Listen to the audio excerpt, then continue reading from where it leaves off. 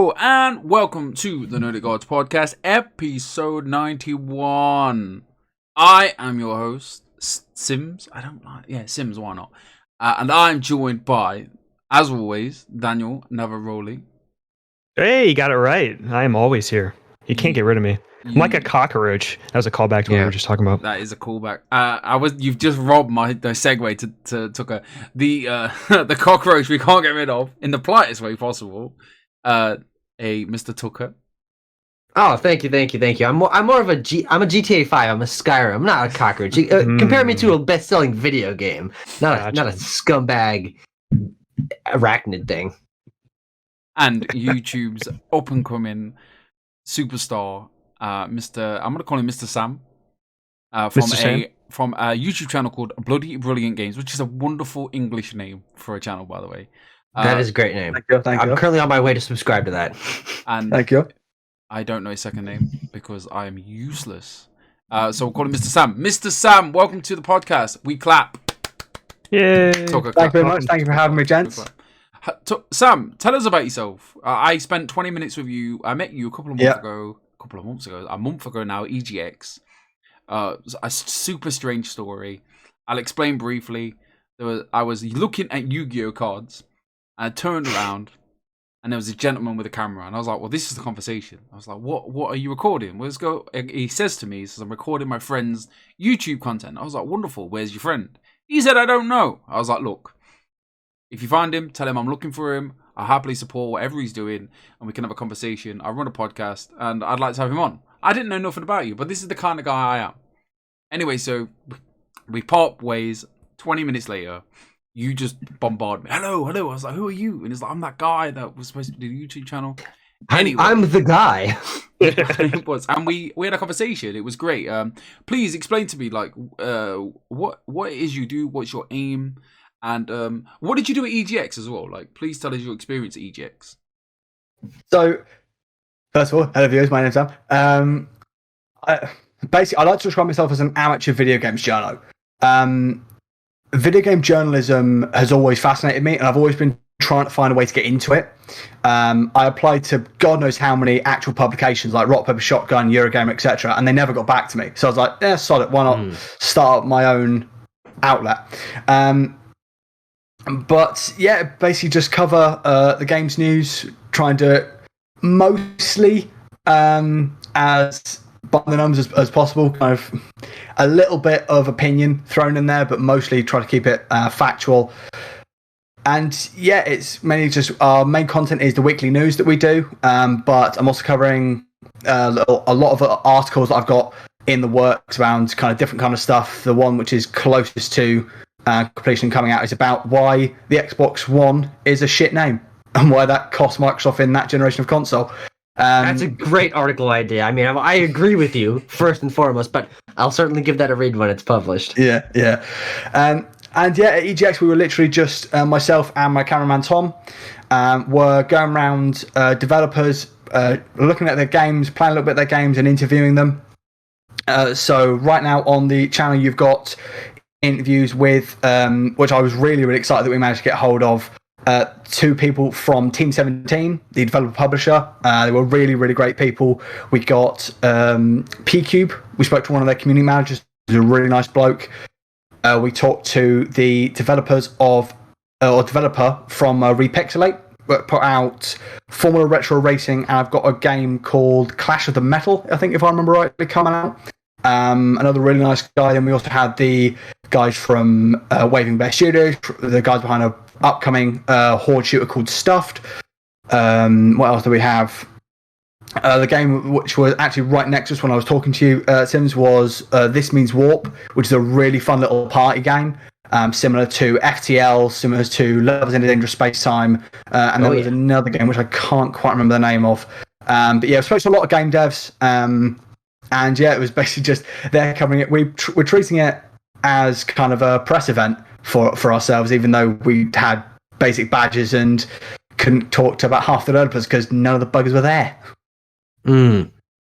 How did you find the experience at EGX? It was a very quiet affair at the time. Yeah, it was really quiet. I mean, I said it in I think a scrapped version of the video that I got rid of. That the thing is that obviously for the last few EGXs we've been used to Sony, Microsoft, and to a little bit Nintendo battling on the skyline, kind of looking for that dominance. And because we didn't have that, it was more there was a terrible Virgin Media Fall Guys booth, and that was about it. You had Team 17, which were the biggest publisher there, and obviously the 18 plus room, which was crap because it was all games that were already out, 2 games and about 4 systems. Yeah, it was a different affair. I think I explained to Daniel and Connor a couple of weeks ago. I think I feel like it was like they didn't expect to be able to do this year, and they kind of started looking at it very late notice, like maybe early June.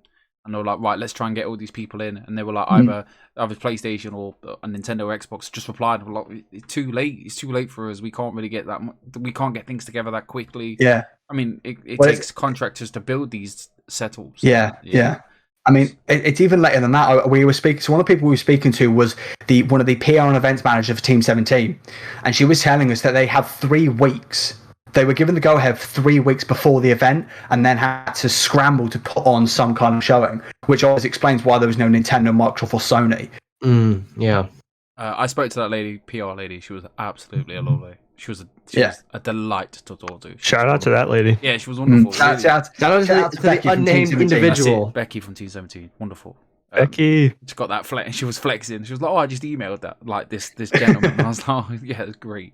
But yeah, she was lovely. She gave us some great advice about trying to work with these companies. So that was. Well, what was quite interesting is, sorry, mate. What was quite interesting? We were talking to her, and she said that last time she was in an event, she was there as a freelance games journo. Mm-hmm. Yeah, and because I'm not sure if she said this to you, that she said to us that the interview we had with her, was her first interview, and obviously she's used to being on the other side of the camera, asking the questions. Yeah. So it was a neat little experience actually talking to those guys. Yeah, definitely. Everybody should go check out. Please, what is the YouTube URL for your channel? Go on a minute. We haven't got one of the custom URLs, but if you just type into the YouTube search bar, Bloody Brilliant Games, all one word, you'll find the channel.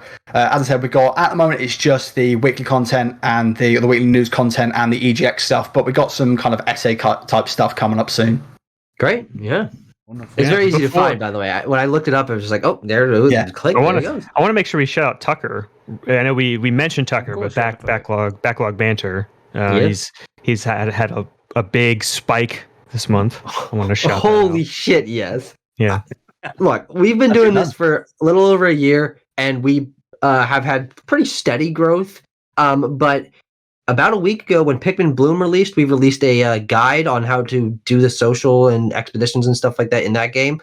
And that video has almost 11,000 views now, and we've gotten almost 100 subscribers from it, which is just a magnitude of ridiculousness that blows me away. But yeah, I'm very happy with that, and I'm hoping the growth somewhat continues. I mean, we've been getting like 2,500 views a day now, which is just like 200 times more than we usually get. So that's it's quite exciting. Massive congratulations to Tucker and the team at Backlog Banter. Like, we're proud of you. We're always rooting for you. Thank you. Those little guys, we all have to stick together, and me, that's something that doing this and like a personal goal for me is to meet people like Sam, like yourselves, and not to say you're just tiny channels, but YouTube's a big swimming pool, and with the little squids, getting eaten by the bigger fish, but little amoebas. But again, the shout out to any other YouTuber who does come across this. Like, you are welcome to this channel, and we'll happily support you. Just give us just DM any of us, and we're all willing to have a chat and support each other. Moving on, we got a rotating segment. Connor's not here at the moment due to my stupid time zones. So Connor's got this stupid energy drink. Oh, you're keeping it going. That's what I'm talking about. Opening and tasting session. I do not like energy drinks. So this week's energy drink is we're not sponsored, by the way. Is a monster and a monster juice energy plus juice. It is. Monster's one of the worst tasting energy drinks. It just doesn't say what flavor it is. It's an orange one and it's got butterflies on it. So we're gonna have a nice. It's got to say something. I don't know. All right, hopefully put it into the mic. One of those mystery flavors. Tastes like butterfly about. Oh yeah. I think they actually smushed up butterflies and put them in the can. I've not had one of these in about 2 years, by the way. Oh, Christ. He's going to be bouncing off the walls the rest of the episode.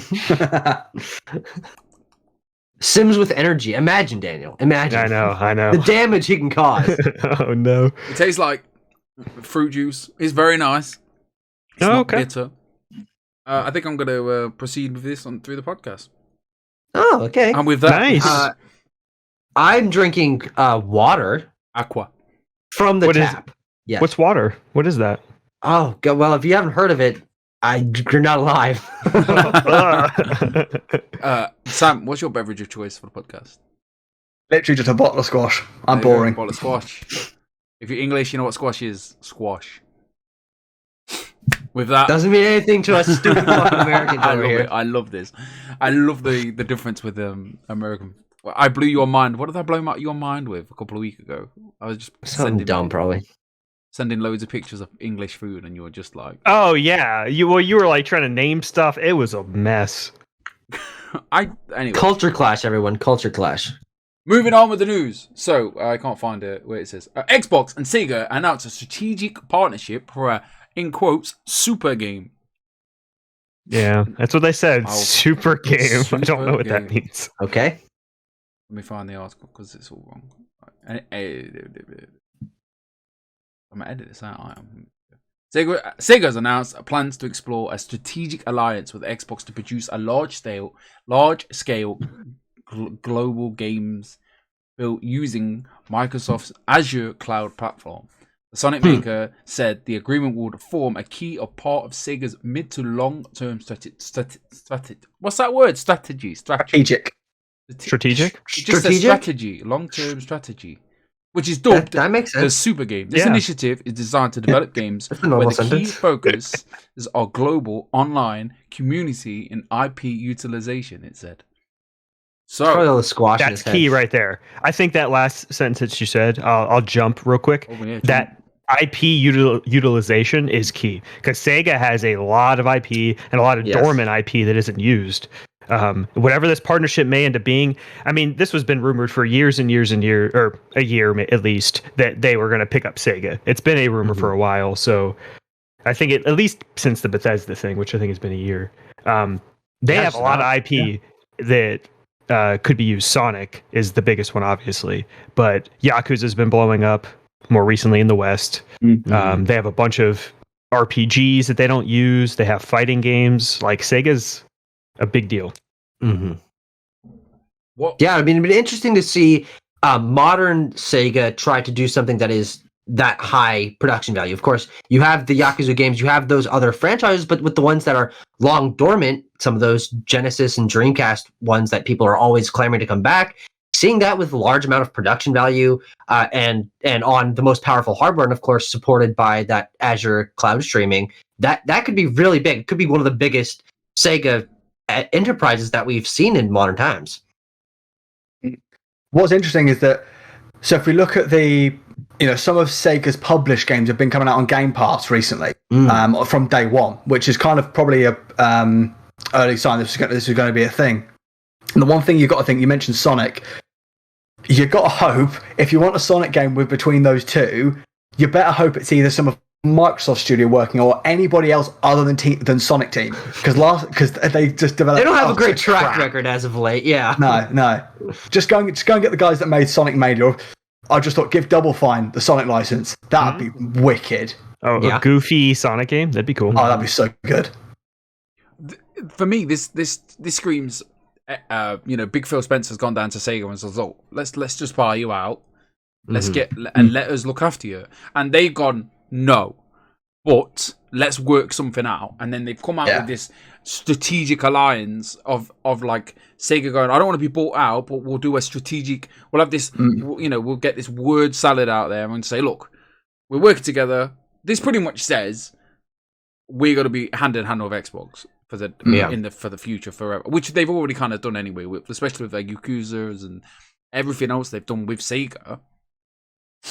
It just kind of thing. It kind of, for me, it screams the big boys have tried to buy them out, and Sega's gone no, and then maybe We don't know that. Obviously not, but this, from what I'm saying, like what I'm seeing and what I'm reading, I'm thinking you've tried, well, you failed, but it's kind of worked out in your favor. So I mean, if you want to talk about the acquisition, like think how much they paid for Bethesda, number one, and probably triple that. That's how much Sega would. You think so? Oh yeah, Sonic is massive. Sonic alone would cost them so much money. They own a lot of Sonic studios. games do not sell as well as Bethesda games. Sonic is massive. He has a movie. Sonic is one of the most aware, but... Sonic is one of the most recognizable characters like in games. Period. Sure. So like I just think that it would cost a pretty penny to pick up Sega. So they're not necessarily just paying for Sonic though, are they? They're paying for the history of Yakuza. I believe is Persona's thrown in there as well. I'm guessing. Yeah, Atlas. Yeah, because they do own. Yeah. Well, I've got to say, I'm kind of with you, since that this shouts to me that Sega are going to be bought by Microsoft in 3 years' time. Because Sega have, when they've, that's why they dropped out of the console market. Because when they've traditionally tried to do stuff on their own, they've hemorrhaged cash. So I wouldn't be surprised if this leads to a Microsoft purchase in 3 years' time. Also, potentially because I'm pretty sure I saw a rumor that there's going to be there is another PlayStation Battle Royale-esque title in the development. I think I read somewhere. I wouldn't be surprised if they're like, right, let's get Sega on board and try and make our own Microsoft version. Because if you think about it, think of characters that are going to try and fit in a fighting game. Well, you got Chief, you've got some of the guys from Gears. Yeah, I mean, they got a lot now because of the Bethesda stuff. True. Yeah, so they got more now, But you're right. That would certainly boost that library or that stable of IP. Because whenever I think about Xbox, and I'm not an Xbox guy. I had a 360. I've played my fair share of a couple of their titles, but I'm much more mascots, much more IP, stuff like that. And Microsoft has been lacking that, especially in modern times. It is that classic thing of all they have is Forza, Gears, and Halo. And to a large extent, it's kind of true. And of course, they've been turning that around with acquisitions of Double Fine and the Hellblade Studio, Obsidian, all these things. Thank you, Ninja Theory. Yeah, and of course they're working towards having that big staple of IPs. And when they, take Bethesda under their wing, okay, now Doom Guy and Dovahkiin and Vault Boy are Microsoft characters. Banjo-Kazooie, Steve, they've been building out this roster, but Sega would be another half. They would double their recognizable IP under their umbrella if they did that, and that would be a huge benefit to them. And I do think that moving forward and seeing how they're looking about making more diverse and memorable characters and roles and stuff like that, Sega has that in their history. Whether or not they're doing that now, I don't know, but the collaboration could bring out the best of both of them. Yeah, you're absolutely right about the... Oh, sorry, Dan. No, I was going to say, I wonder if we'll see the first step in this be... the back catalog on Game Pass, or like the Genesis collection bundle that they had, that game that they had that just came out on Game Switch. Pass. Yeah, really. I wonder if maybe that's just like the first step is like, hey, like we're not necessarily owned yet, but hey, they like what EA did, have like a big Game Pass partnership. Maybe the first step. It's quite possible, But I've got to say, you're right talking about, you look at Microsoft. So I was always an Xbox guy, really. But you're right, there's no... When you talk about, notable video game characters, you speak to someone that doesn't really know video games, you're right, they're going to say Mario, they're going to say Sonic, and maybe Crash Bandicoot. Pikachu, yeah. But there's none of that is Microsoft, because all their games are, most Microsoft games have lacked a focus on a main character. Yes, you've got Chief, but the whole purpose of Chief is that you can quote unquote like make him your own. I'd also say it's a mature leaning as well. Yeah. For pretty much their entire span, it's been pretty mature leaning. I mean, they're better with more kid friendly things now, but now that they have like Double Fine, they can have way more of a kid friendly games. And you tie that in with their accessibility controllers, and which I think they're probably the best at in the industry in terms of getting, making a games accessible to as many people as possible. You can criticize them for a lot of other stuff, but the accessibility stuff, they're probably much better than Sony. And stuff like putting stuff like Sonic, putting stuff like I'm blanking. I can't think of any other Sega titles. That's really bad, isn't it? All I think of is Sonic. But you put like a Sonic Mania, for example, on Game Pass. It can be played with any accessible controller, and that's another massive selection of potential gamers brought onto the Microsoft console. Yeah. Yeah, it's exciting times. It is exciting times to be an Xbox fan, especially if you're a child. Like, I have 2 children, and they both have Xboxes due to the cost of like video games. They've got Games Pass. They can play Roblox on it, and that's a massive factor. The fact that they can, and the Games Pass, and obviously if they bring Sonic, and they I think there has been Sonic games. I believe there's been one, or maybe Daniel, come on, you're the Xbox guy. Oh, what do you mean on Game Pass? They've had Sega games, I'm not too sure. Sonic Mania. I think Sonic Mania was on Game Pass. I'm sure it's on its way, especially with this strategic partnership. Yeah. So it's exciting times, and I'm really looking forward to seeing. I'd like them. I think it would be a massive historic day if it was to happen. But for me, this Daniel, Sam says 3 years. I don't see it ever. I don't think Sega's way too proud. They'd rather do this than maybe sell out, because it's Sega at the end of the day. That's the first console I ever owned. Do you know what I mean? Like the Sega Genesis, like in a box, second hand. Mum's like, here you go, son. Power Ranger game, Sonic and Tails 2. Sonic and Knuckles game, like, oh my god, like Sonic. I mean, Sega's had a history of working with Xbox, or even just Microsoft in general. So, like, it could just happen. I don't know. Definitely. Just waiting for Master Chief and Sonic at the Olympic Games. Oh yeah, and all that. To be fair, that genuinely, like, you look at the fact that Nintendo and Microsoft have been working together, fairly reasonably in recent months. You could genuinely could see a Master Chief DLC for Mario and Sonic at the 2028, whatever the next one's going to be, Olympic Games. Yeah. It's exciting times to be a Sonic and an Xbox fan. Moving on to the next story. This is the most exciting one for me. Skydance New Media is making a Marvel games with a Miss Amy Hennig heading the project. Hennig. What did I say? It's Hennig. It's a weird amalgamation of possible. You were close.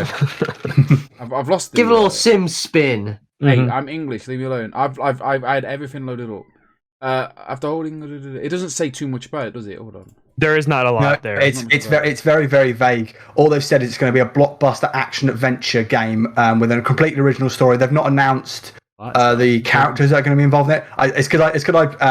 It was my lead story on Sunday's news, so I know I remember talking a lot about it. But yeah, so it's a blockbuster action adventure game, completely original story from the Marvel universe. What is kind of a little bit interesting in terms of going forward is they've not announced any platforms for the project. And they've not talked about a release date, so it could be a case of many years in the future. Yeah. That said, you look at Amy Hennig's back catalogue. Obviously the Uncharted series, what she's most known for. You then look at when she was at Visceral, Project Ragnarok was slated to be like an Uncharted-esque Ragtag. Thank you. An Uncharted-esque kind of action adventure game. So that's clearly the style of game that she's best at.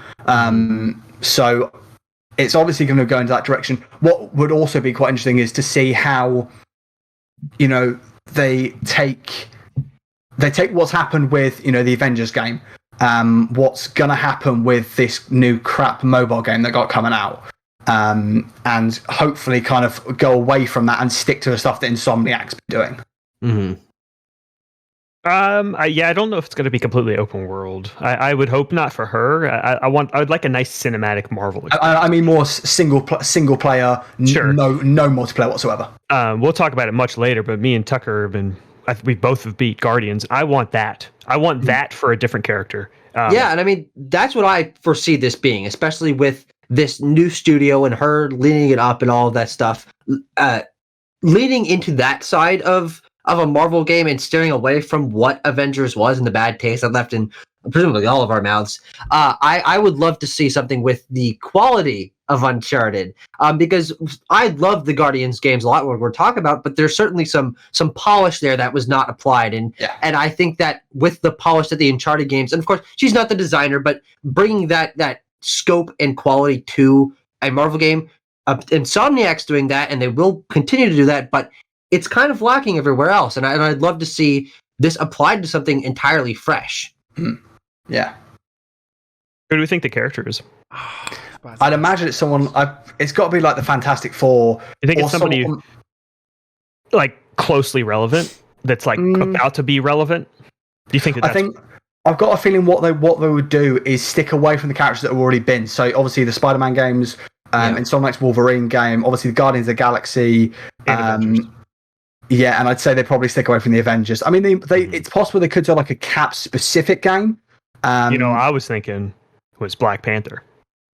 Yeah, though he is possible. In the Avengers game. He got his own campaign. So if you're steering away from too many of the same kind of characters, which I can see them doing, that doesn't mean that there's nowhere else to go. I mean, there's still plenty of Marvel characters to talk about. You say Fantastic Four, that movie, the John Watch movie coming out, I think 2024. So that would lead into presumably pretty nicely, but there's other corners of the Marvel universe to go to if you want something action adventure-y. Shang-Chi. Moon Knight, Shang-Chi. Strange. That's one that popped in my head. Strange. All sorts of stuff, yeah. Different. Could do another X-Men. I mean, they're doing Wolverine. Possibly, why not do? There's so many quality X-Men. Iceman. Yeah. I don't know. There's a lot. That'd be cool. That'd be cool. I think Iceman would have. Ooh, cool. Sims, what do you got to say? He's got his hands clasped. I don't necessarily. They can't necessarily do a Captain America. You know, any of the Avengers in that in the okay, great, awesome, amazing game that I really like. They could do Captain America, or any of the cast from there. Like, of course, they could do Thor. Why not? Like, but I think like Sam said, like that Uncharted style, story-driven game. But like, what would you do as Amy Hennig? Right, you sat down. She obviously knew that Wolverine was going to happen, and she obviously knew. They know this shit at the end of the day. So she is proper. I think she's clever enough to think outside the box, but then another Marvel character that isn't too obscure, that isn't too outside the box. So where does that leave you? Like, you've got the Avengers here, you've got your little side characters. I don't know, Shang-Chi's and your Ant-Man. She can't do like, I don't know, Squirrel Girl. You know what I'm saying? I mean, hey. Girl's really cool. You never know. I'm a huge fan of obscure superhero characters, and I really do think it would be fun to give, because the movies have been great somewhat recently, especially in the last month and including today, of showing the wider industry characters that have existed for a long time, but making them a big deal through big budget quality products. And it would be fun for video games to give that a try, because Marvel games are behind the films in terms of introducing a breadth of characters and giving a chance to an obscure character or team, if they wanted to go that direction, would be really, really fun. Well, one that popped into my head is, you look at, again, we'll take Uncharted, which is obviously Amy Hennig's biggest project that she worked on. It's kind of a nice mix in that game, isn't it, of the action shooting stuff, but also, these amazing places that he goes and visits, and Nathan Drake's, there's a little bit of investigation in the Uncharted title. Thinking maybe you look at someone like Captain Marvel, perhaps, who has had a little bit of showing in the cinematic universe, but there's so much breadth you could work with there. That said, I do think perhaps they will stick to something. Again, this is completely speculative. They might try and stick to something that's a little bit more like standard run and gun, but either way, I think it's going to be I'm not going to say it's going to be a good game. It will certainly be interesting compared to probably what the rest of Marvel games will be doing at that point. Sure. I just had the idea that washes away everything we've been talking about here. Nick Fury game. And as the director of S.H.I.E.L.D., you're controlling all this stuff. You got the running gun action, but you also get to meet all these crazy side characters. You get the obscure heroes popping up as you have to, send S.H.I.E.L.D. off to take down whatever, and then maybe there's a big large scale thing in the background that is aliens invading or whatever. You get both sides of the coin, and then of course, as you said, run and gun action. Nick Fury fits that. I mean, Samuel L. Jackson kind of old, so you probably want to create a different version of Nick Fury, but they're going to anyway. So I think that's a good balance right there. I see Amy, sign me up. I see your Nick Fury, and I raise you a Nick Fury, Phil Coulson buddy cop action adventure game. There we go. There we go. That sounds great. Sticking with the Marvel news, Marvel's Midnight Sun is delayed from March 2022 to the second half of 2022. Put your hand up if you are surprised. I mean, no, kind of.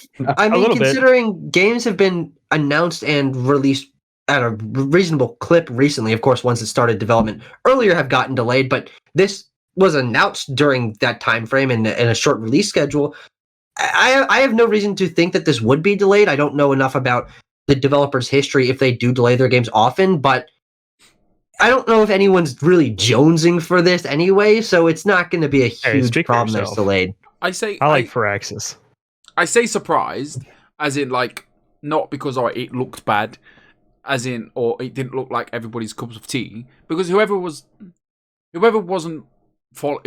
us following the news and they watched that trailer on YouTube, and the first like 25 seconds of that trailer is like, oh, this looks amazing, and then it turns out to be this like turn-based action, card-based RTS type. It's Firaxis. Yeah, I know. What do people expect? Take us out of the question. So, and we'll go and get little Timmy. I'm gonna go once you see Firaxis, I don't know. Yeah, but Firaxis doesn't mean anything to little Timmy, does he? Anyway, what I'm saying is, right, so the game didn't look bad. The game looked decent. Why are you focused on little Timmy? It's not going to come out. Oh, I make these characters. I make Timmy's. Who else have I made? There's like, doesn't matter. Anyway, so what I'm trying to say is like, it's busy around that time. It is so busy, and I think they've just gone. Look, let's just move away from that situation and just go over here and then own this space in maybe the summertime, or maybe like was it like September, like early September. Early September's a nice little because it's like you get your early little September game and then it just goes, and like we're on that roller coaster right now, and I know it because I can't deal with it right now. So, I mean, it is what it is. It's the same old, take your time. And that's okay. Take your time, polish the game, or make it look real nice, and we'll enjoy it in the end. Like, I know, Daniel, you're excited for this game. Like, Sam, where do you stand on this game?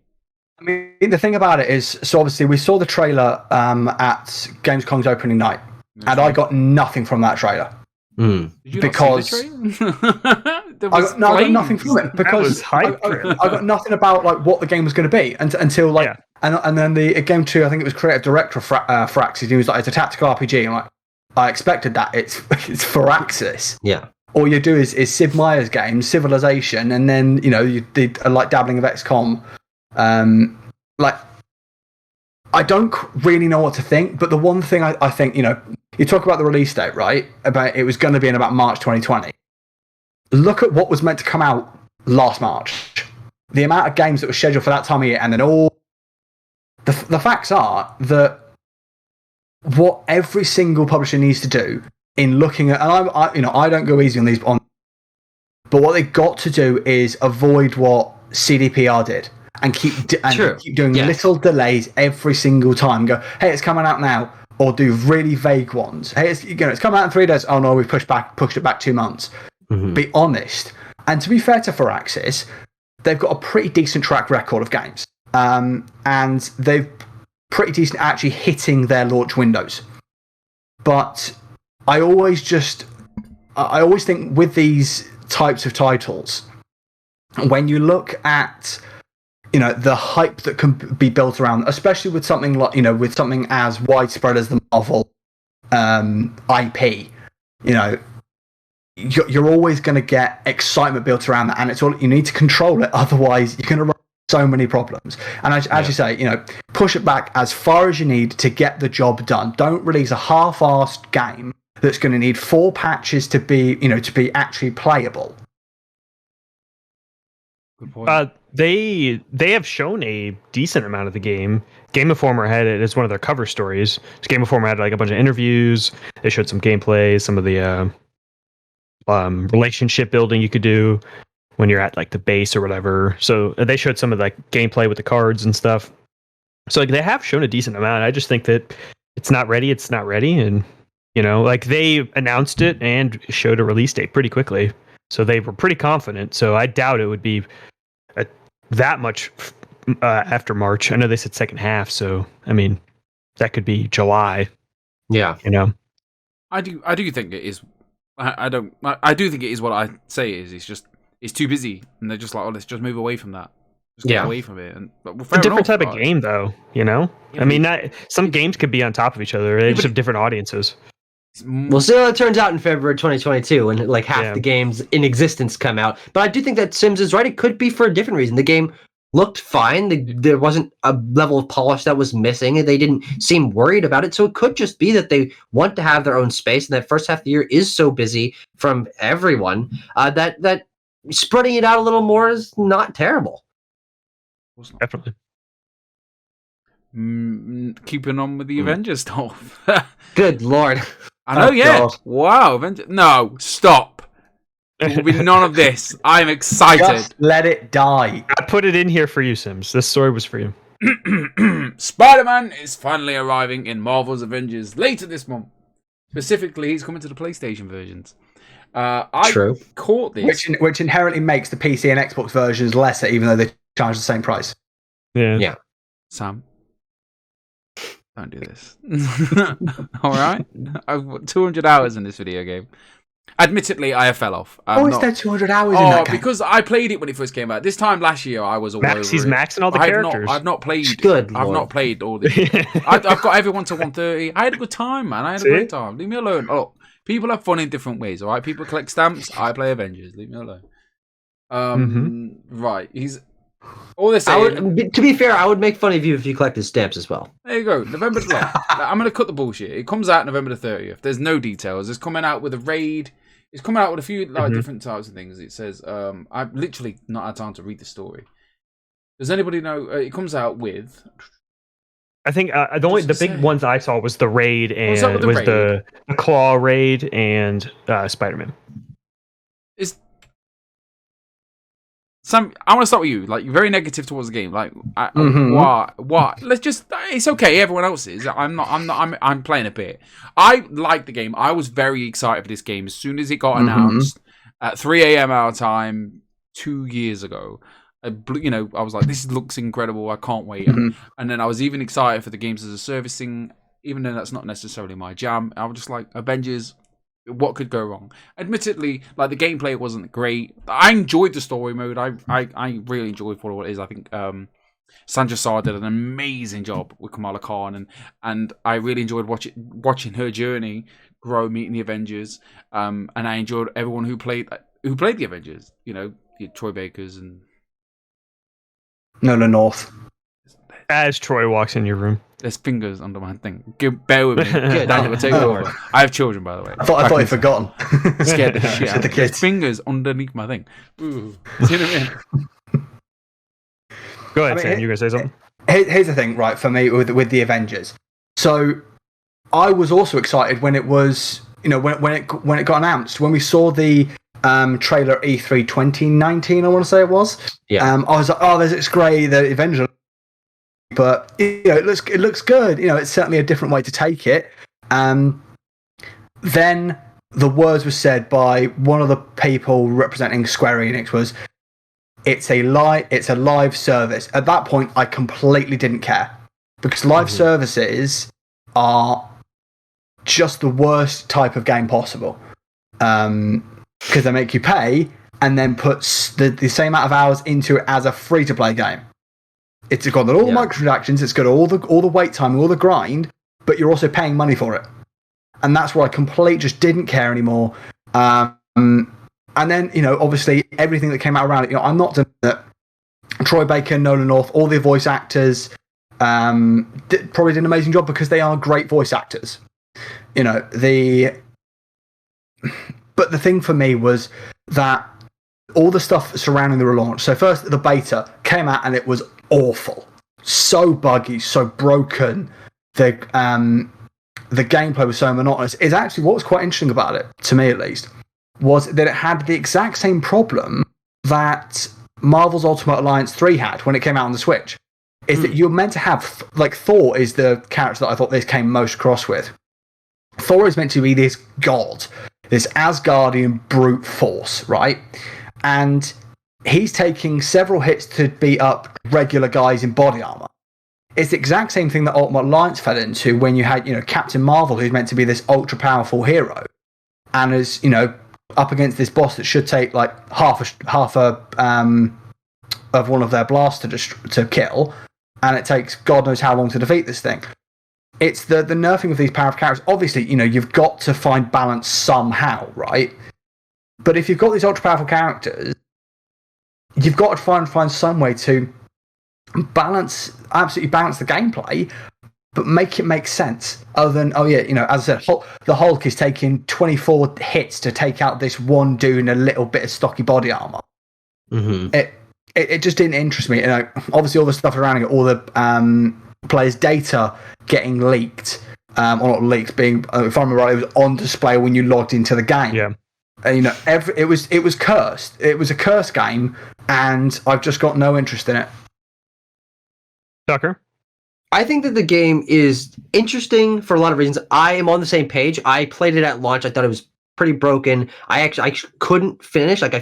The game bugged out, and I was not able to finish that story mode. And I have no interest in going back to it. But unlike you, it seems, I do feel that there is an interesting story here to be told if they're able to turn this game around. Through this Spider-Man update, through introducing the raids, through continuing this long DLC train, and all of it being free, that could be an interesting turn for this game to take, and hopefully it ends up better. The Spider-Man thing is what people have been long waiting for. They announced Spider-Man was coming before the game even came out. I think I saw a thing of, it's been 480 days since that character was announced for the game, finally releasing. So this could be very cool. I'll be interested to see what Spider-Man looks like suit-wise, who's playing him, how he plays into this story, how he plays compared to Insomniac's games. There's so many questions going into this, but it's a great sign that this is finally coming out. It's a great sign that it's free. It's a great sign that it's coming with more updates as well, and this game could turn itself around. It hasn't yet, as far as I know. I know people were positive on the War for Wakanda thing. They gave him a bump. It gave him a little bit of a bump, the War for Wakanda, but not enough. Exactly. It was not enough. I do think this game could, in retrospect, 2 years from now, look back on it and be like, that actually turned out better than we expected. But we have to hope that this gets more information and comes out good, because the weirdest part about this is that it's been a year without any Spider-Man information, and we still technically don't have any Spider-Man information. We know when he's coming out, but no information about the character or what that DLC pack includes. So that's a little bit worrisome, but we don't have long to wait, which is crazy. No, sorry, Dan, I just wanted to quickly say that it's interesting that it comes out in 26 days and we know nothing. Yeah. No gameplay, no story, whatever. So strange. The thing I'm going to throw to you, Tucker, is I agree. I think Spider-Man could do it, but it's not coming everywhere. Yes. And that's not a good thing. They should not have struck an exclusivity deal. If they did that, then right now they should say, hey, PC, Xbox, or wherever else. I guess it's not on Switch, right? I don't think it is. No. So PC and Xbox, you're going to get this other character. That they should just do that, because they are going to splinter the audience, and people are just not going to want to play the game. And maybe the Spider-Man thing could do the complete opposite of helping. Maybe it could just you're right. hurt. Yeah, you're right. Because what's going to happen? My question would be, what's going to happen when because I think there's crossplay now, right? They introduce crossplay. I'm pretty sure it's certainly possible, though. I think I read something. I'm pretty sure there is. Pretty sure it happened earlier this year. I read an article that said it was. Yeah. So crossplay. What if I'm on PlayStation, Tucker, you're on Xbox, and Sam, you're on PC. What if I want to play Spider-Man and play with you two? How does that going to work? Or am I just not going to be able to as well? Because then why would I want to play Spider-Man either? Because I can't play with you two. So I don't know. It's wild that this has such little information, because the one thing I will give the game quite a bit of praise on is the way that they revealed information. They had war tables for this game every 2 weeks or something. Lots of information about the way that they were going to be rolling out content. Lots of really in-depth things about how all these systems worked, how they were going to be taking care of this game. And that disappeared because the launch was screwed up, and I can understand that to a certain degree. But with something as big as the character that you were waiting for since before the game launched is finally coming, why wasn't this in a war table? Why didn't they have a full return to form war table showing off Spider-Man, announcing what the next DLC character is, telling us how the path of DLC is going to continue? Because it's the lack of communication that really worries me. Not necessarily what could be coming, because there was a ton of stuff data mined. This game could have a ton of stuff coming, but we don't know. And it's just a JPEG that they released on Twitter saying that this ultra popular character is finally coming to the game. Yeah. It's just strange. Yeah. It's like you're spot on, mate. You're spot on with that. This is my problem always with live services, right? Is that they expect you to care for such a long time. Yeah. And as you say, if someone sees that, because I'm pretty sure it was on that E3 stream that they announced, Spider-Man coming exclusively with PlayStation. If you're someone that's got your hands on the game and is like, right, you've played through it a bit, you're like, I managed to struggle my way through the campaign. Right, when Spider-Man coming? No information. If you're this, like almost specifically for Spider-Man, no information.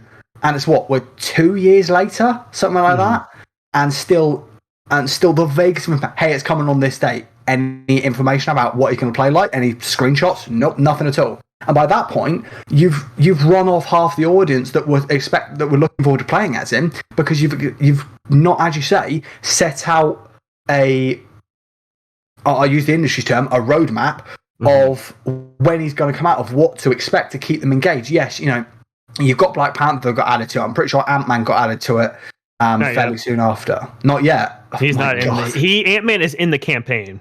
But he's not. Not Scott Lang. As a character. Ant-Man as a character is in the game, but he's not a playable. Like that, there was the leak of all those characters, but to be fair to them, they have never said that is a playable character. So I think they did at E3. No, they've never. No, what you're thinking of is the end of that reveal trailer. Yeah, there was a shot of Ant-Man shrinking down a thing and be like, oh, look how cute it is when it's tiny. And that implied that he was going to be a playable character. He's in the game. To be fair to them, he's in the game. He's just not a hero yet. Like he's not. It's not what he is. So, but I do want to say about the war table. There's time for one. Like they could do one a week before it and like do a big Spider-Man blowout, and like that would be enough. That's all they need to do. So there's plenty of time. Like I'd give them that. At that point, though, if I were them, Square Enix, hire me. I'll manage your marketing. I would have said today there is a war table coming in 2 weeks. No mention of Spider-Man. No, don't get people's hopes up. Do whatever. And when they tune into that, they're surprised that, oh shit, Spider-Man's coming. It's been a year since we've heard anything. More devs in general need to do that. Exactly. There is a hype factor to engaging your audience that this kneecaps. I mean, you're right. We're probably going to get a war table with information about that character before it comes out, but we know that's coming now. So, we saw that coming. I mean, not necessarily. They haven't said anything, so they might not. No, sure. No, I mean, like when they do a war table, or if they do, and we get Spider-Man information, we knew Spider-Man information was coming. It's not the surprise that we would want it to be. So, Daniel, I don't know if you have access to this document. Can you just take up hosting duties and move on to something else? Or definitely. I just don't want to vamp on this for too long. No, it's okay. It's okay. We have one last story, which I don't really have an article pulled up for it, which is I just want to talk about the Call of Duty launch event that they had last night. They showed off a lot. They have a bunch of zombie footage. I watched a bunch of Game Informer had a bunch of coverage. They did some campaign stuff. They did some impressions of the zombies. The zombies seems pretty interesting. Like they're kind of changing it up with doing actual objectives in the game. So it's not just like you're winning round by round. Like you have, like they got teleported to a different area and they had like an objective to do. And it was like still only like the third round in like a normal zombie game, which is also being made by Treyarch. It is not being made by Sledgehammer, who's making Call of Duty. So that's I think really nice. Like Treyarch has been one of the backbones of Call of Duty for a while. And to be fair, there's 7 studios working on this sodding game. A lot, yeah. There's a lot. I think High Noon's still working on it. I think Raven is working on it. Yeah. Activision and then you have Treyarch. Yeah, Activision Shanghai, Treyarch, and Toys for Bob, I think, is working on it. As a support. Toys for Bob is a support studio. Oh, yeah, that's right. Or maybe at least Warzone. I'm not. No, yeah, I think they're working on Warzone. Yeah. the zombie seems a little has some change up. The campaign seems interesting. I know maybe you can tell me, Tucker. I forget who it was, but I think that I saw a story that they have like a movie director having something to do with the cinematography for the campaign. I saw this. Absolutely no clue. Okay, I know you're how big you are into movies. Yeah, no, I'm a movie guy, but I think the interesting thing about all of this, and it'll be interesting to hear you as a Call of Duty player, and Sam, I don't know how invested in Call of Duty you are, but as someone on the outside, I barely knew this game existed. Nobody's been talking about it. There hasn't been the hype or even the controversy of something like the past few years have had the campaigns that people have been talking about.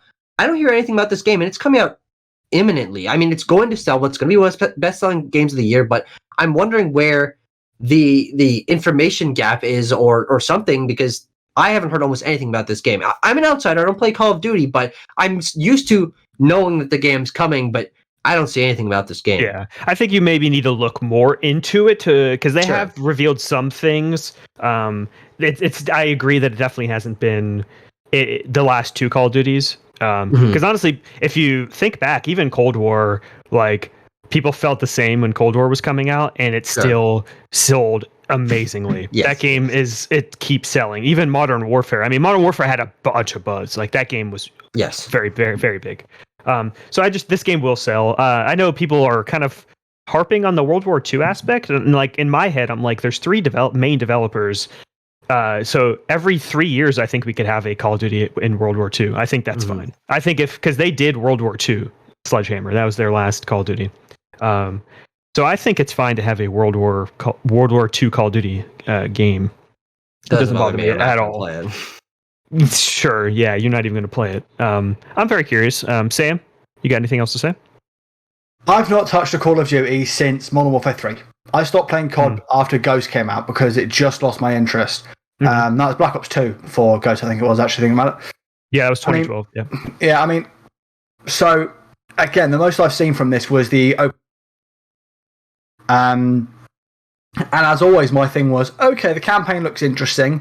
I like that they're going for what seems to be a more movie style. So it looks like there's some actual direction than unlike a Michael Bay bang bang explosions, a little bit of character work, bang bang explosions. But I mean, the thing for me is like, I'll be blunt, I just don't care about CODs. The thing is, I said this on a friend of mine's live stream on Gamescom opening night. The COD games on the Xbox One and PlayStation 4 have got to a moment of stagnation where they all look and play the exact same or near enough the same. Right? I would disagree, but you can continue. I mean, as I said, the thing is, I didn't mean to interrupt what you were saying. You can. It's right. It's right. As I said, I should note that. As I said, that's going off someone that's not played one of these COD games. I've played almost everyone.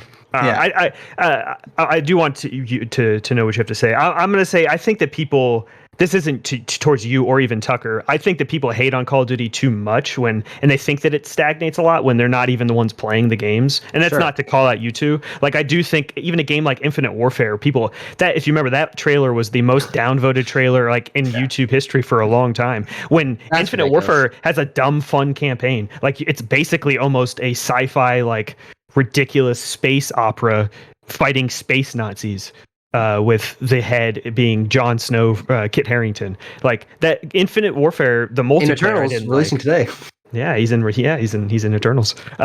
Infinite Warfare had like a lot of boosters, and when you get to the gameplay, like Infinite Warfare played pretty crazy. Then you have games that were like Ghosts that played pretty normal, and then you had Black Ops 3 that was more about dashing, and then you had the what do they call it? Operators. They started introducing operators. I think that they have had small little integrations, and that's usually between the different studios. If you're playing mostly Treyarch's, it's going to feel mostly like Treyarch's or Sledgehammer. So the fact that they have 3 studios, I think, helps a lot. But go ahead, Sam. It's interesting that you say that you think people hark on COD too much, because I take the exact same view about stagnation as to Battlefield. I think those games have gotten to a point gameplay. In fact, I'd say most first-person shooters, at least for me, have gotten to that stagnation moment. And it's the same with most sports games. They've gotten to that stagnation period where there's only so much. And yes, there's 3 different core developers working on these titles, but there's only so much they can change year to year, isn't there? And I wouldn't be surprised if if we see some stuff in or if we saw stuff in the last COD game that Sledgehammer were looking at and go, well, we wanted to do that, but Treyarch could just done it. If you remember. Yeah, if you remember, speaking of like that thing there, is if you remember, Treyarch's game was supposed to be this year. The new Black Ops game was supposed to be this year, and Sledgehammer was supposed to be. They were up for last year, and they weren't ready. So I actually give Activision some credit for saying, "Hey, take a step back." Well, I guess Treyarch and Black Ops Cold War is more ready. So we'll just kick it into high gear and put that game out. So they definitely gave them time to work on it more. So there might be they might have taken some things from Black Ops to finish their game. I agree with the stagnation thing, especially with the sports games. Like I've noticed, I've reached out to a couple of friends of mine that we used to all play FIFA. My brother, and I've same message goes out to everybody. You got FIFA 22, just out of sheer curiosity, and they're like, no. I'm like, why? It's like, well, what's the point? Like, it's got to a point where, like, one of my friends is like sick of playing Ultimate Team. He has a good job, so he has money to play with, and spends a lot of money on it. He's like, I'm just sick of spending money on it. Like, and my brother is just like, I'm in no rush.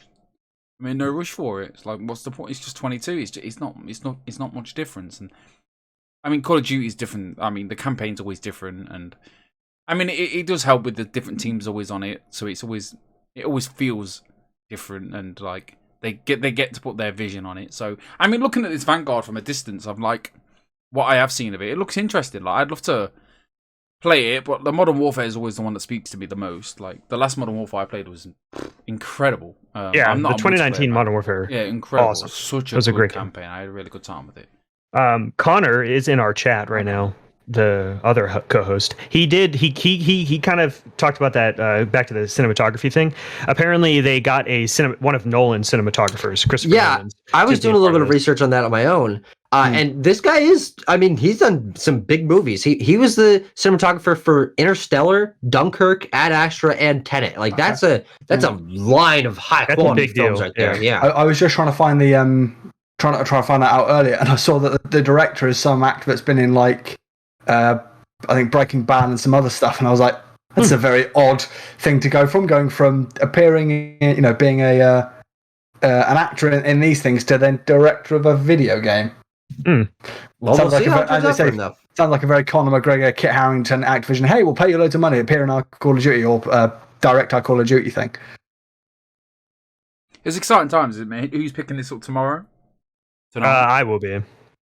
I play pretty much every Call of Duty campaign for sure. I just have a really good time with their campains. Daniel once again delays his completion of Metroid Dread to play another bullshit third-person shooter game. First person, but yeah. Why are you so scared? I know. I will be playing Metroid. What? What's scaring you from Metroid Dread? Nothing scary. It's just been games. It's just been. So what happened? Yeah, Metroid Dread classically not a game. Yeah, no. What happened was initially it was the same week as Far Cry 6, and I was like, okay, Far Cry is a really big game. I kind of want to play that. I'll just play that. And then seeing everything around Guardians, then I went right into Guardians pretty much right after that. And then I played, I think, an hour of Metroid at that time, and I trying to get back to it. I want to complete the game. Right, before we get on to what we've been playing, There's one little subject I'd like to touch on. I mean, I don't think I'm 100% guarantee it doesn't apply to any of you guys, but over the weekend, Roblox died. What? Yeah, Roblox died. There was no Roblox for the whole weekend. Finally, yes. Now you got Roblox is one of the biggest stratospheres. Like it makes so much money. It's massive, like equivalent to GTA's and of such. Like there's millions of people on it. I think it makes is one of the highest grossing games out to date. Fair enough. Probably, yeah. No, most certainly. It's crazy how these things happen. Like it went down. I think it was on a radio Friday afternoon. I turned the car on. It was like Roblox is down. I was like, Well, this is big news because it's on the radio, which is insane. Funny. So yeah, I had some like comatose kids like just rocking. No, what are they gonna do without it? This is like things like this though. Like she was like, "Oh, what am I gonna do?" And I was like, "Kid, like listen." Right, I'm old enough to remember the PSN outage, all right? All right, you don't know nothing, child. That was like months. Has anybody got any thoughts on stuff like this that happens? Like these big, like I think Facebook and WhatsApp went down. I mean, that's not a game, but like it's a big service. Like that went down for like 6 hours, and the world was on fire. I was fine. Of course you were, yeah. Shut down. That would have been cool. Cool. The thing that I would say is what I take from this is interesting about all these games being online and us talking about moving to a cloud streaming future and everything being digital and all these games being live service is a lot of this isn't going to last forever. And I mean, of course, Roblox going down was either an accident or intended, but like it's not the end of Roblox. Roblox is back. But I even take a look at some of these mobile games that have recently gone down to announcements recently. Dr. Mario World is gone. You can't play it anymore. And the Hogwarts Harry Potter game, Harry Potter game is dead.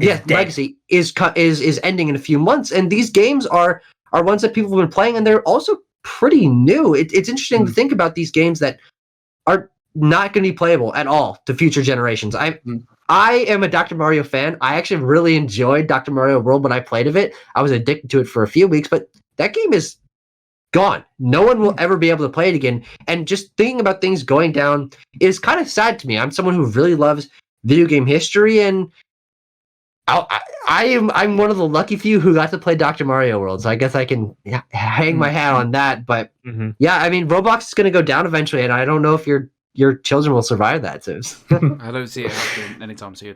But no, it's a scary thought though. Like, especially what you say with everything being online as well. Like, yeah, exactly. Games can disappear forever. That's why I still buy my physical games. I got my physical copy of Superstars back there. Yeah, I buy a lot of my Switch media on. That's the only physical I have because it's like, really? It doesn't devalue, does it? Like these Nintendo, no, exactly. Party, they don't devalue. No, the problem is the Switch doesn't have a lot of memory. No, my and I'm not going to buy another SD card, so I'll just pay for the physical game. That's my problem. Like I'm a digital only person. I agree 100%, but that's what you get with mobile games and only digital games.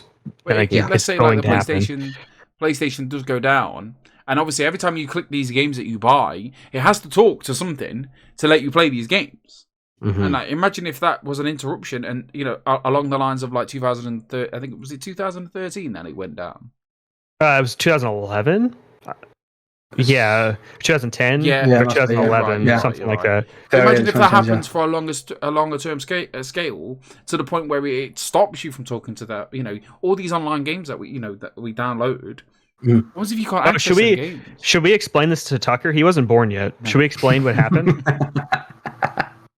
It's just a brief topic. Like, it's a scary thought, especially that. But no, without Roblox, like, my kids enjoy to play it. Like, it's just. And you think about it, I was thinking out as broader scale as well. Like, there's so many content creators that play Roblox.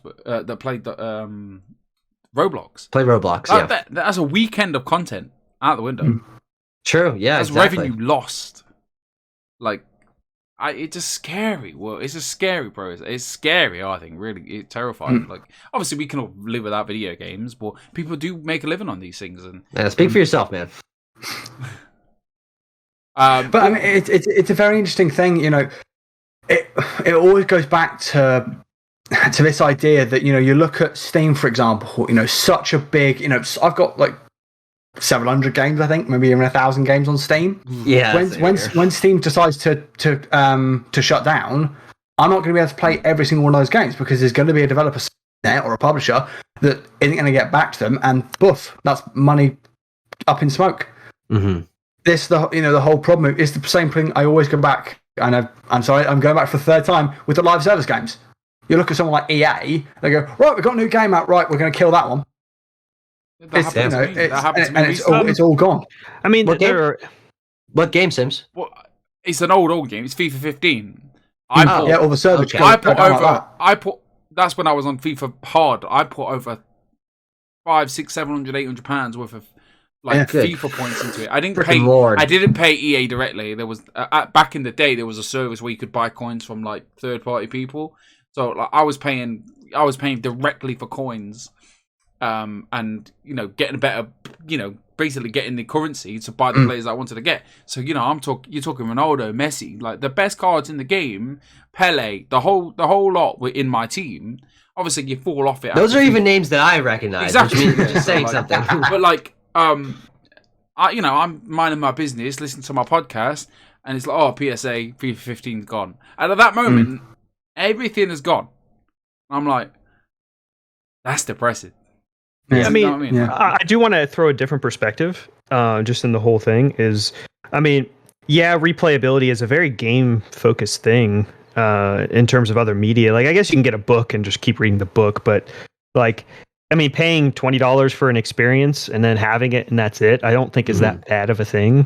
But I don't really have much more to say than that. I just think, $60 is a lot of money, but if you got 100 hours and then it went away a couple years later, I don't know if that's necessarily a bad thing. For me though, the problem is not myself being able to replay it, but is future generations not being able to try it at all. Yeah, movies, music, a huge problem. No, it is. I'm on that.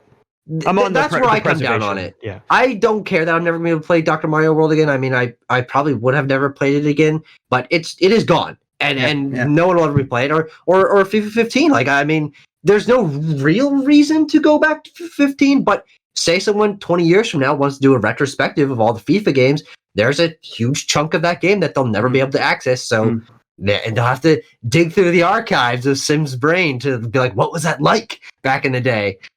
But oh god. Well, it's exactly the same problem. I was going to get this a little bit later. It's the exact same problem I have with this new GTA Definitive Edition coming out. Because they're getting rid of every single previously available version of the games, which means half the songs are going to be gone. Yeah, which means we don't know that yet. We don't know the soundtrack. They've took them off. I mean, but we don't know what the soundtrack list is just yet. They haven't given us a list. Like they could have just paid it all out. We don't know. It's pretty.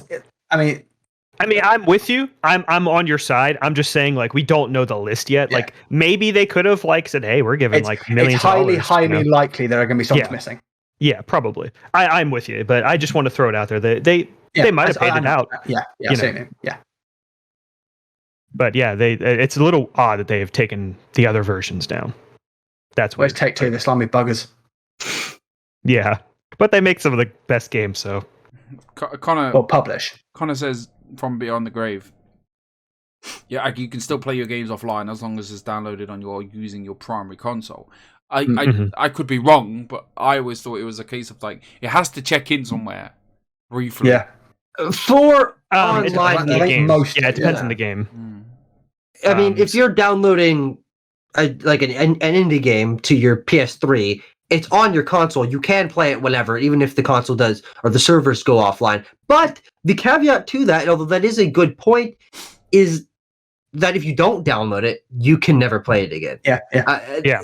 Digital codes, I know, Daniel, you're a primary digital gamer. There's lots of people, most people I would say, are that way, but you got to make sure that if you ever want to replay a game... But it's getting close. Yeah.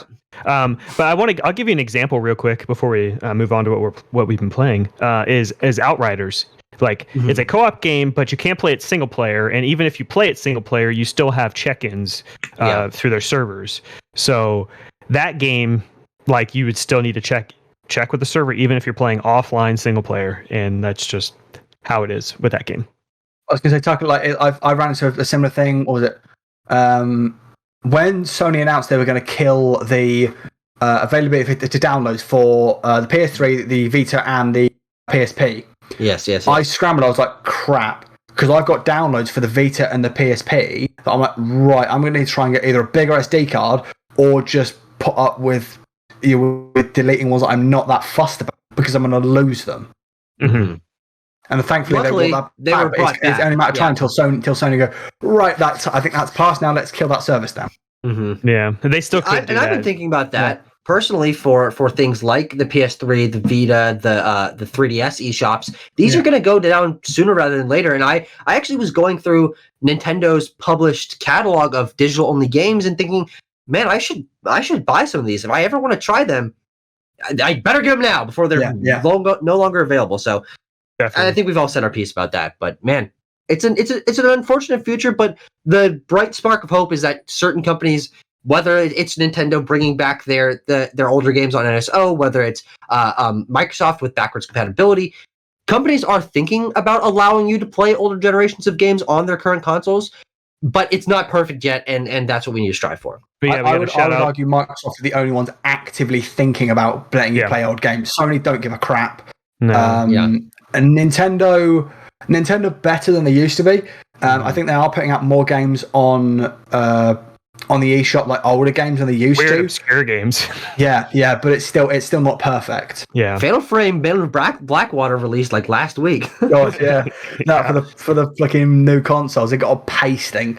It was one of the ones I covered. One of the reviews gave 30. Oh Good no! Lord. On the PS5, and I was thinking about buying that. Yeah, we gotta give a shout out to organizations like the Video Game Foundation and stuff like that. Yeah, absolutely. Kelsey does a good job over there. She's great. They just take up a lot of obscure games. They'll go to places and go through like old consoles, see what they could take and what they can actually preserve and stuff. And I think that's so awesome. Moving on to what you Moving on.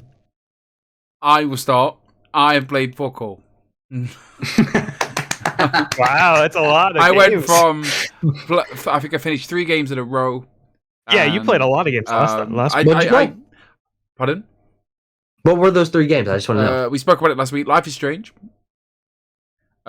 Good game. I forgot what I said. Good game. Don't think it's amazing.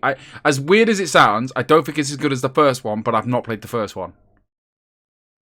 If that makes sense. What the fuck does that mean? I mean, I've watched my partner play it. For you. Tucker, and I've heard high praise of the first one. Every week. I have to talk to him every week, okay? I'm so sorry, man. Fuck you. What else did I finish, Daniel? I forgot. You played that, and then you were playing. Was it Deathloop? Did you finish? You finished Deathloop. Finished off Deathloop. Yeah. Finished Life is Strange. I don't remember what the third game was. Kena, Bridge of Spirits. There you go. I did not like that game. Well, at least you got it under your belt. You don't exactly. Yeah, I played it. I think I said my exact words were I played it out of respect because it was their first game, and I was playing it, and then I started Far Cry, and then Guardians came out, and I got into this weird it got into my head of I don't know which one to play, so I just didn't play any of them. Yeah, I was like, I think I picked up on last Friday was the last time I played anything, and I picked up and I was like, I'll play Far Cry for an hour, and then I'll start Guardians, and I played Far Cry for an hour, and then I started Guardians and fell asleep. And that's no disrespect to Guardians, because I was hooked straight away because the soundtrack was banging, the intro, the flashback that happens, and then I spoke to a few of the characters, and then I woke up myself, and I was just walking into a wall. So, and then I found this. I want to just shout out this YouTube channel. So I've been watching a YouTube channel called Froggy Flips, and it's this guy from I think it's Idaho, and he just goes around to all these yard sales. You Americans, man, you love them yard sales, and he just finds crap, but not crap, rare items, and he just he buys them for $2-3, and he's making $1,500 if he finds rare stuff. Buys a lot of hats. Anyway, every night of my life this week has just been. I'm gonna watch this guy. I am in my element. But yeah, to keep it game related, you went to this one yard sale, and this woman was selling about 5 of the Pokemon games. I think it was X, Y, White, Mystery Dungeon Team, Platinum. The bad ones, yeah. Platinum, yeah. But listen. This motherfucker. One DS, 2DS. I knew I could get you with it. 3D. Was it the 3DS? What's it called? That's not 2DS. The 2DS. The new 2. Yeah, not the new one. The one that's really odd shaped. That's flat. Yeah, that was 2DS. The original 2DS. Okay. Yeah. Anyway, surprisingly great console, by the way. Yeah, we own one. Anyway, he bought every one of the Pokemon games. Yeah, listen, $1. That person did not know what a video game was. Pokemon games are the games that hold their value the best out of the entire genre of any video game. Obviously, at the end, he tells you what, he comps them all against eBay. Like, Platinum version was like $145. And then both of the DSs, $10 each. Yeah. The games hold their value more than the consoles. Yeah, incredible. Yeah. No. He bought them for $10 and he sold them for $80, $80. Yeah, but still, those games are going to hold way more value than the console will. But yeah, that's funny. But yeah, like I think I'm very busy this week, but that's my personal life. I'm going to get to playing the video games. But yeah, Sam, what are you playing? Well, I'm going to mention 4 things, 2 very quickly. So I'm a big fan of like management games. So I've been obsessing over the new Football Manager. Yeah, that game that is like crack to me. And then I've hit another one called Journey of Wrestling, which is like a pay-per-view booking game, and it's just it's so good. It's so fun. That sounds weird. I like that. I didn't know you like wrestling. Can I tell which way? I can't tell which way. I've got a thing behind me. Actually, it's over there. The NXT edition of 2K17. I thought I could see that. Oh, I'm going to have to show you some stuff after the show. Yeah, so I'm playing that, really obsessing. Where did you get that game from? I'm a massive fan of management games. Sorry? Where's that game from? Journey of Wrestling. So it's at the moment, it's a web-based thing. You can play a free version in which but I don't think you can save, or you can get or I think it's like £8 maybe for like a license for the entire game. And it's got like custom created like different databases. So I'm playing one right now, NXT UK, which is great fun. And yeah, there's so many different. There's some ridiculous. There's not even a Steam version. No, not at the moment. I would imagine they might look to give you like a download version, but no Steam version. It's all just journeyofwrestling.com or something goings like that. The other 2 are this. I've finally been managing my way out. Got my Switch out. Camera. Labyrinth City, Pierre the Maze Detective. Amazing. It's such a good little puzzle game. It's basically an interactive Where's Wally book. Where's Waldo for the Americans. And it's so much fun. It's so relaxing as well. It's just simple walk around controls. It's such good fun. Would highly recommend that on the Switch. Is there touch controls? Are you like touching? No, it's just on the sticks. But it's really simple. It's literally the analog stick and the A button to interact with stuff. But it's such a gorgeous little simple title, and I do love it. And then the one I really want to talk about, I mentioned Fucked Take-Two and their definitive edition. I went on eBay and picked up the original Xbox copies, and I've been playing San Andreas because I remember, and I had a proper nostalgia hit when I first, because obviously you play the first 2 missions, go into CJ's house, and go into his wardrobe, and the first thing I hear is A Living Colour's Cult of Personality, and it transported me back to when that game released, and I was entranced. I spent several hours playing it.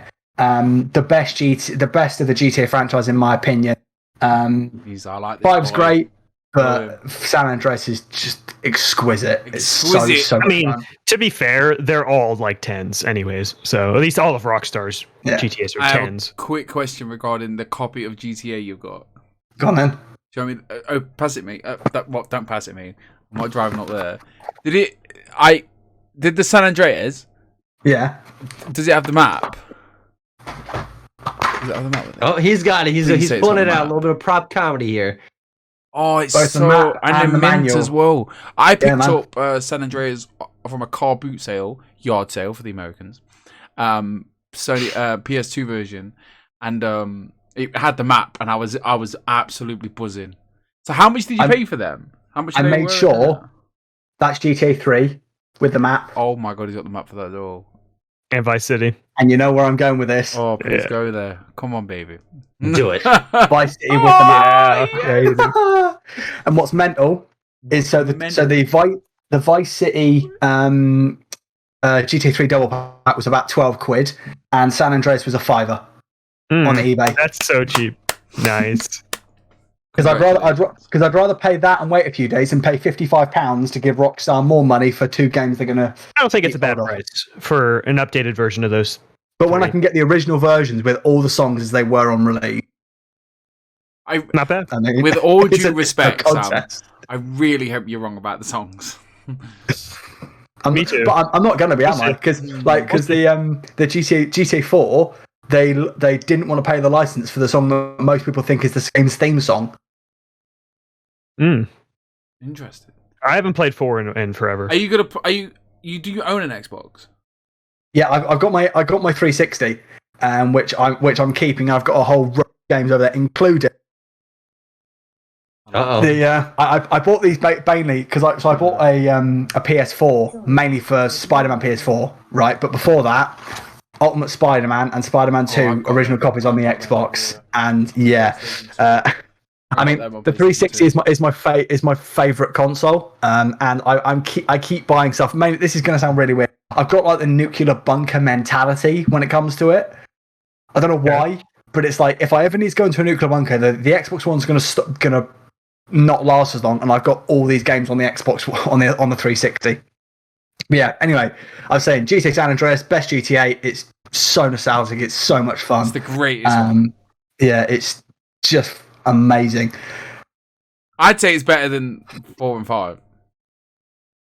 4 is really troublesome. 5 obviously I hate because of the online stuff. The online goings is just the worst. I think to me what makes San Andreas better is because the world is so large. The shooting, yes, is a problem, but I think because I like a lot of RPGs as well, and the RPG elements, being able to either tone CG up or get him super fat, all the stuff that goes along with it, the kind of like almost like personalizing the characters you can do in GTA 5 is much better in San Andreas. I like him. It's true though, isn't it? Tell him it's true, Daniel. Say it's true. What? He's right what he says. The personalization in 3. I already said I don't agree, so. Oh. Well, don't worry. He disagrees with everybody. He thinks Pokemon Go is a bad game. Yeah, it's a bad game. It is. Oh my god! Told you. It's a bad game. What do you want from me? We got guys on all sides here. Anything you want to add to the games that you've been playing? I hate you. If you're a football fan, go and play Foot Manager. It's like crack cocaine. Next week. It's so addictive. Next week. Yeah, it's on Game Pass. Full release. Yes, it is. Yeah, on Xbox. Yeah, but get it on PC. Get it on if you can get it on PC because you put the proper logo, the proper faces. So it's so good. I put a couple of years ago. I think with the 17 edition. I put 1,500 hours into it. Good God Almighty! I paid. I think I did like FIFA, Football Manager, 12, 13, 14, 200-300 hours each one. Nice. I feel like I've spent too much time on a game when I played for 40 hours. I'm like, wow, that's God, that's a lot of time. I will know a lot of those 1,500 hours are sat idle. Sure. Because I go to do something after I've been at college and then just not get round to it and just look around the database. But a lot of that is a lot. I think that's obviously the one I assessed the most. Yeah. Tucker. Oh gosh. Okay, I've got 2 that are big new releases. I only have one, so I'll talk about it. Which is Guardians of the Galaxy, which we'll talk about in a second, but I've also been playing Mario Party Superstars. One of my first Mario Party games. Okay. I bought it to play it with my friends to be able to talk about it. Yeah, no. I just did not give a I'm surprised I did not give a piss about Switch Mario Party. I played Super. I played a little bit of Super. But I didn't really care that much about it. This is an interesting game. Have any of you Mario Party fans? Did you try Super? I think I played one Mario Party in the past. I can't remember which one, but I played a Mario Party. Yeah, I played a bunch of Mario Parties. This is a franchise that people say it has its up and downs. There's a ton of freaking entries in it, and this one is interesting because it's a return to form that people have really been wanting, but only through the lens of old content that's been polished up for a new console and repackaged. And I think that comes with its pros and cons. I think that you can feel that there is a classic design here that does work really well, and it holds up to today. I mean, all the mini games are just as engaging as they always were. The maps are still just as fun as they always were to the people who've played them, but there's an apparent lack of newness here that is frustrating to me. I mean, this is 5 boards, only from the N64 games, and the content external is very poor on lockables. It's good customizability in the core game, but not really a lot of side modes. It's a good package, but it does feel like they're leaning so heavily onto old stuff in a way that is a little bit unfortunate. I mean, this is the superstar version of Mario Party. This should be a celebration of the entire series, but it really feels like they're just leaning onto nostalgia for the N64 games. Yeah. I think there should have been more content and more references to even 9, 10, and Super, which I know people aren't as high on. The handheld games, I think, should have gotten a little more appreciation. This really should have been a full history of Mario Party with 10 boards, one from each of the games, with an all-star roster of characters, all of this. But it's kind of just like part of that. And of course, that could be remedied with DLC, but it's a lacking package in terms of content. That lacking is Nintendo's problem. It has been for a lot of the Switch. People love 100%. To praise the Switch. I think the Switch had one really good year, and then they've been riding off of one good year for a long time. Well, that's large. That's a larger conversation to have. But I do think that you're right with some of these sort of C tier, B tier releases that they clearly just put out, and people are going to buy them no matter what. But they could. When they showed Golf Off, I was so excited. I didn't even play it. Unfortunately, I had to deal with that as well. But people are really enjoying it. Apparently, it's one of the best Mario parties in recent years. Is it better than modern era? Super. People are saying that, yes. Okay. But I've got my problems with it, and my co-host Abram, we're going to be reviewing it in a couple days. He has a lot of issues with it. I think people just need to sort of look at the fact that this is entirely reconstituted content, and it's still content light. That's the issue that I really don't think it's worth that $60. But all that aside, the game plays great. It looks phenomenal. These are the best character models these characters have ever had. The music is great. The visuals, the visual detail, the clarity of everything, smooth frame rates. It's a good game. But when you look at the package and what it's made of, it's really unfortunate that people are like giving them so much leeway on this, because people are just like 9 out of 10, 9 out of 10. This is the best Mario Party in years, which might be true, but I really think that there should be a more critical analysis of it. Yeah, I think it got a 79 from critics across Metacritic when I covered it last week. I mean, we talked earlier about stagnation. Talk about fucking stagnation for the Mario Party franchise. Well, that's the thing, though, is it's not stagnant. People are complaining about it being too different each time. They're like 9 and 10 and Super, and these games are not doing what we want them to do. Wii U 1 was not good. Yeah. Nothing on the Wii U was good, though, to be fair to it. That's not true. There's a lot of good games. The console just sucked. What was that look, Sam? There were so many good games that they ported to Switch that are really good. Sure, if you want to play much worse versions of AAA games that were out on much better consoles. We're not talking the third party. All right, we don't need a Wii U debate here, but I'm talking about first party. Externally of that, I beat Marvel's Guardians of the Galaxy. Which I know Daniel did as well. One more question real quick with Mario Party. One of my biggest things I did not like, I thought it completely broke Super, was the assist characters. When you pick them up, you get assist characters, and then that would completely break the game. Like whoever had an assist character would just win the game. Is that in this new one? No, they're not. But that's interesting. I already like it. Say that because that's one of the things I miss the most from Super. And I've had a bunch of friends who also have commented on that. It's like, that was just such a fun external mechanic. It is, but that should be in a separate mode. That being in the main that's mode, a good point. It just broke the game. One thing I would tell you is that what this game does offer is a lot of customizability in terms of how you want your games to go. You can really granularly choose how many turns you want to take. You can choose only N64 minigames, only GameCube era minigames, only skill-based minigames. You can save your game's progress online. The online works very, very well. I've only had a few instances of slowdown or lag. All of that works great, and I do think there's a lot of fun to be had here. I've had a lot of fun with multiplayer on it. Yes, Daniel from Nerdic Gods. Thank you. Is the character specific dice back? Nope. Okay, good, because I thought that kind of imbalanced. I kind of wish that both those were in its own game mode, and then I would have liked it. The fact again that was a part of the main game, I thought kind of broke it, because there were definitely some dice better than others, and if you picked a character, you kind of were screwed unless you got them as an assist, and then you could use their dice as well. That's it. All right. Guardians? You want to talk about Guardians? Yeah. Can I say one last thing on Mario Party? More Mario Party. Just one last thing. All right, it came out at full price, didn't it? Yeah. Yeah. This is the kind of thing, like, and I've often thought this with the Mario Party franchise. In fact, most of those type of party games, they'd be fine if they're about half price. 100%. Yeah. I definitely agree. The fact they charging, and it's actually why they get such positive reviews. I think is because reviewers often get them obviously as a review code. They're not looking at the price, but such an expensive title for a party game is. Full price for a party game, I don't think it's really justifiable. The game might be great, and we've seen so many games that have been fantastic at that price point. I don't think that there are far better value propositions on the Switch, and it's really interesting with the Switch, isn't it? That so many games are still at full price. They so few times do sales. It's interesting what you said there, Dan.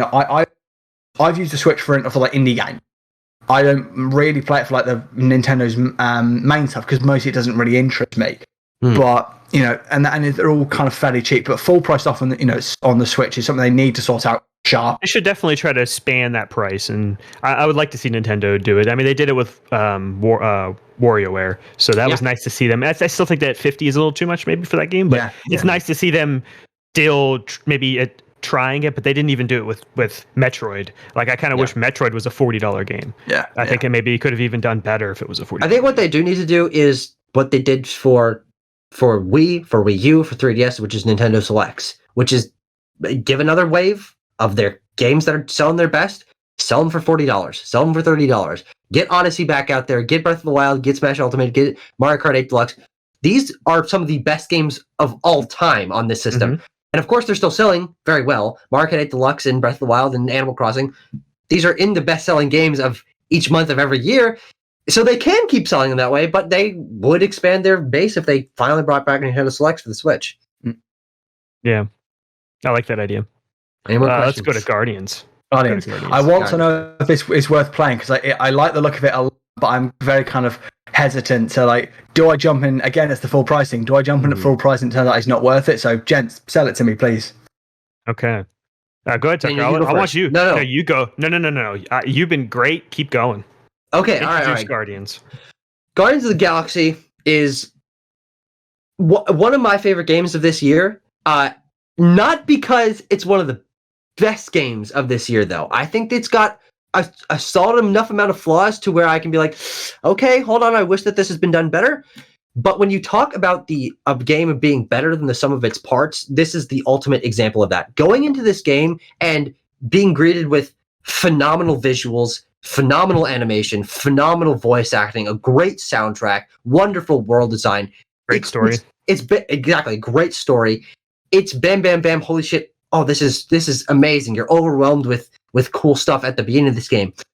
But I do think that this game loses some of its luster as you continue to play. The gameplay doesn't evolve that much over the course of the 16 hours that you're going to play it.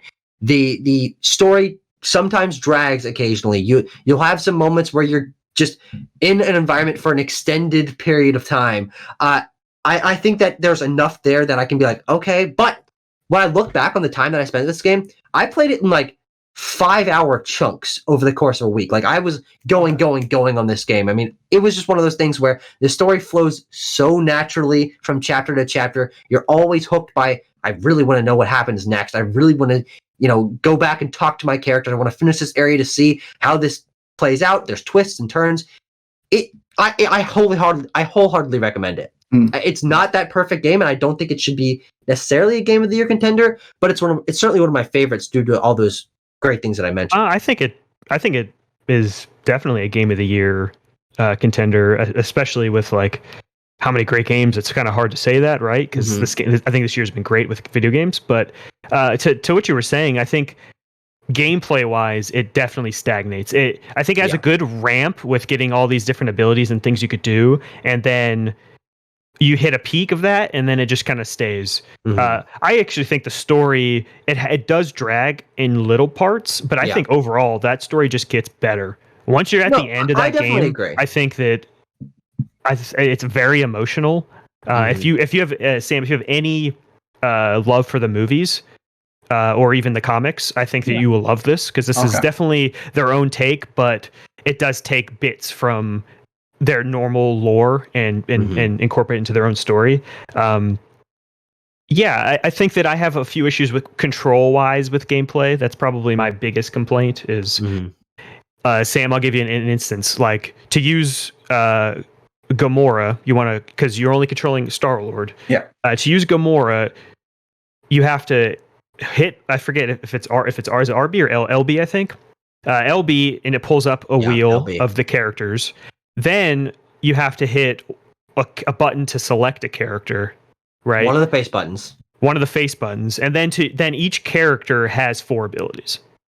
So it's kind of like menu and menus sometimes, but it does slow the game down, so you have a little time to think. But I think it's just a little too many buttons to get to like this Gamora ability, right? Yeah, yeah. Like that is a little issue that I have, but for the most part, it's not hard, so it's not frustrating to use an ability, but. I think it's definitely worth checking out. I think that it didn't have a good showing at E3. And I think it had one of the most interesting E3 showings I've ever experienced. I don't know who thought that this was a good idea of reveal trailer, breakdown, extended gameplay, back to back to back. It was very interesting to get so much information. I think it's because they had a lot to show. Yeah. But it at the end of that showcase, I'm like, yeah, this game looks good. I'm excited for it, but holy fuck, that was a lot. Yeah. I will say I didn't have like a ton of glitches, but I had like a few little things. I definitely think the game needs a little bit of polished. 100%. Not a lot, but a little. Like I had one thing where I went to talk to Rocket on the ship, and I had finished the conversation with him, and then he had started just randomly following me. So like anywhere I was going, he's not supposed to do that, by the way. Yeah, on the ship, character's not supposed to follow you. No, he was just following me. So I'd go and have a conversation with somebody else, and Rocket would just be like behind me in the same spot. And the only way to get rid of that would be to exit out and come back. And thankfully to this gen, like it was, it's very quick. But that's just a weird little glitch I had. Okay. I was playing it on PS5, and it looks great, and the frame rate is solid. But I do think this game is lacking polish. I think I experienced quite a bit more than you did. I mean, I had audio tears. I had subtitles not syncing up. I had Rocket was crafting something at a bench, but there was nothing in his hands. Like he was just working on nothing. I had an instance where I was doing Uncharted, God of War, whatever. You sliding, you're shimmying across a skinny thing, and your character sort of gravitates towards that. Like that, but Star-Lord got stuck in this like gravity of this shimmy across thing, and I would try to leave it, and he would turn right back around and get stuck on the thing again, and he was looping back and forth and back and forth. Weird. And that's a bug that a lot of people have had. If you look up Chapter 10 ledge glitch in Guardians of the Galaxy, this is a huge problem. And the only way to get to the item on the other side is you have to like cheese the environment to like double jump across the gap instead of getting across the ledge, but there's a pretty big lack of polish in this game, which is why I would say it's hard for me to consider it that Game of the Year contender, because when you think about Game of the Year contenders, God of War, Breath of the Wild, Spider-Man, Red Dead, whatever, they don't have those bugs. They maybe have some visual glitches or whatever, but not as many. Gameplay is not affected as much as I was experiencing with this. But those moments were few and far enough between that I still recommend this game. It's still one of my favorite of the year.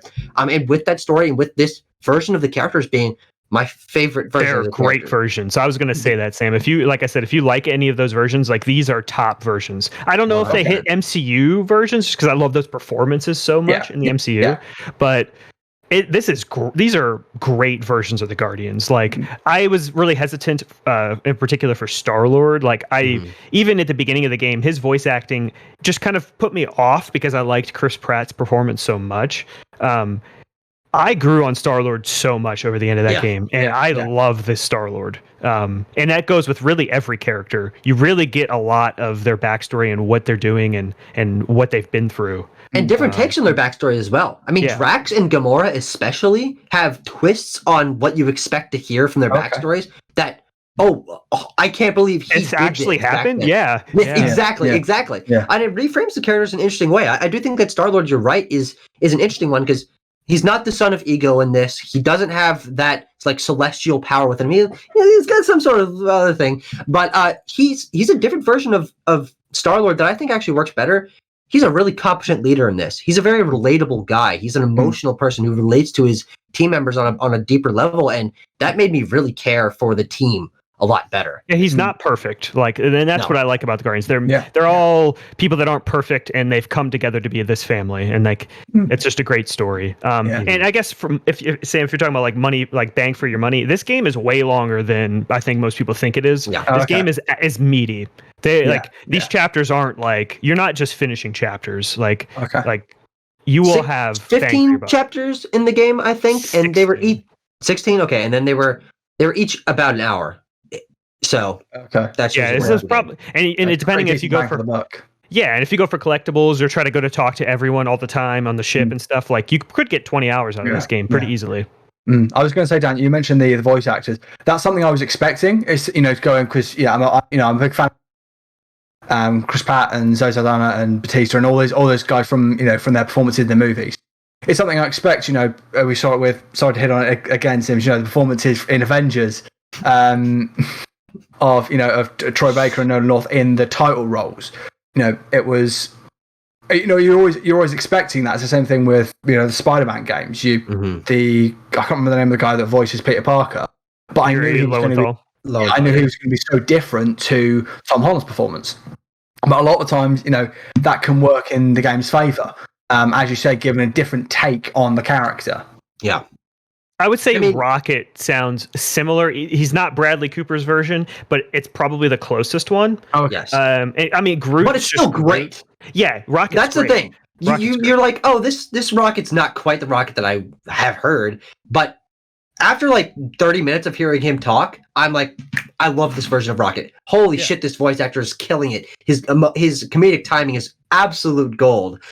You really get to grow on the voice actors. I think maybe Drax is the one I like connected to the least in terms of voice acting. Interesting. But still a great version of that character, and it didn't detract in any way. And also, I would say that one thing that this game does, I think, better than the movies is expanding their universe a little bit more. I mean, there's a lot of supporting characters in this, and when you're reaching the end of the game and you're sort of like recapping all the people you've helped along the way, like you're like, oh man, I love this like huge cast of characters that they. To be fair, I mean, we've only had 2 Guardians movies, like a couple hours. Like we spend way more time with them, so like we're getting to know the Guardians more in the MCU. I want to give a shout out. One of my favorite characters in the game. No spoilers. Lady Hellbender. Okay. Oh, Lady Hellbender. Lady Hellbender was one of my favorites. I love this woman. Nikki Gold. I'm a Nikki Gold fan. Nikki's great. Nikki's great. I love Nikki. I was going to say that. It's interesting you mentioned about getting to know more of the world of Guardians, because having watched the films, I want a Mass Effect style game within that universe. And from what I've heard and from what you guys have been talking, it seems like talking to the characters and all that kind of, it seems like this is probably as close as we're going to get to like a Mass Effect style game for the Guardians, which really appeals to me. I think I'll pick it up over the weekend. I think you should, because when you get to the ship, it's very Mass Effect. You're running around a Star-Lord, you're talking to people.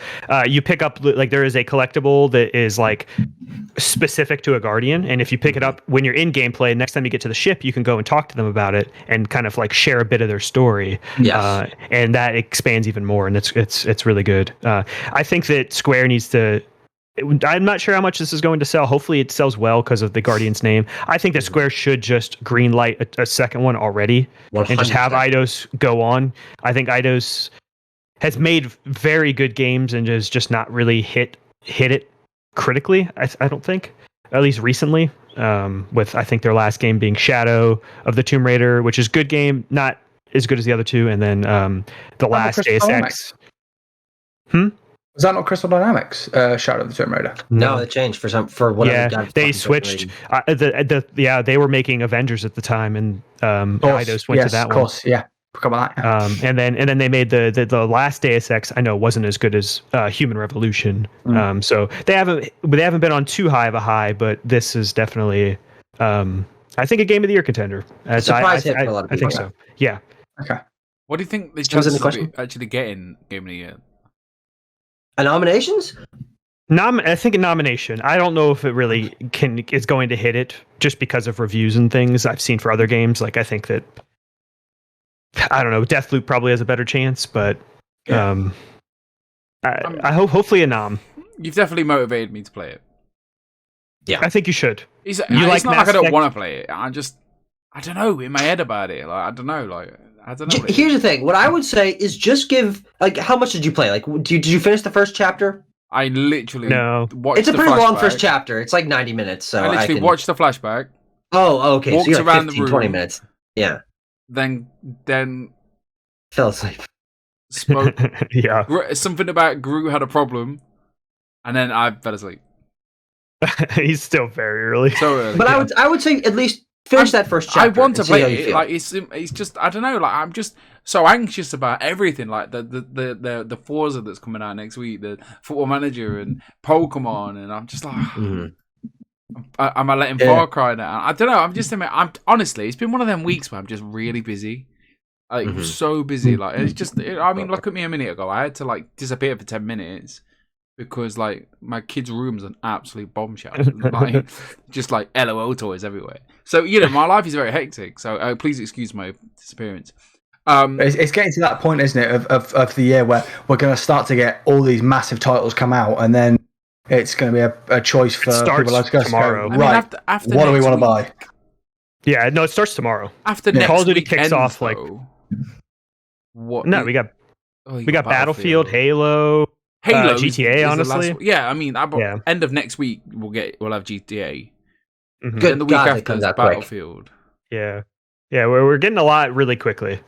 And I'm tempted to just play San Andreas. Like, go for it, man. It's crazy. See that new San Andreas. Due to the time, I'm gonna finish now because I know Sam needs to disappear.